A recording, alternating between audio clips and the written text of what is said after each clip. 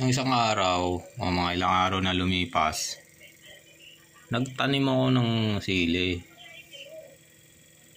Tapos, tingin ko sa bintana, malago na yung sili. Pero hindi ko napansin na umusbong na ng 1 inch yung tanim na yun.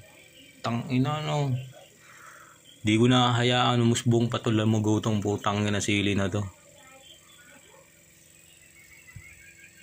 Kasi ganun eh. Hindi ko na malaya na umusbong na ng 1 inch. Tapos tingin ko sa bintana, malago na yung sili. Ayoko magtanim. Putang ina, naiinis ako. Nagtanim ako ng sili. Tapos hindi ko na malaya na umusbong na pala sa ng 1 inch. Pero nung tinignan ko yung bintana, paningin ko sa bintana, malago na yung tanim ko na yun eh. Ano ibig sabihin nun? Bunutin ko na kaya? Ayoko nang magtanim eh. Hindi ko akalain magaang pala yung kamay ko sa tanim.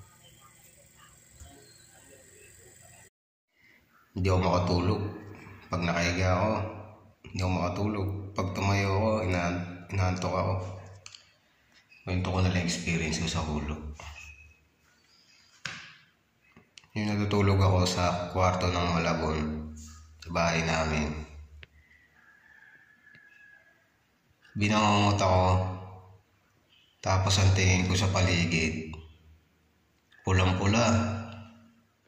Tapos nang gumising ako, nararamdaman ko yung banda sa paan ko. Kasi ano yun eh, plywood na 1/4 yata yung kapal nun eh. Yung side na yun. Bumabayo ko yung plywood. Para bang may mabigat na bagay na nakatayo sa harap ko. Ano kaya ibig sabihin nun Ang saya. Good morning night.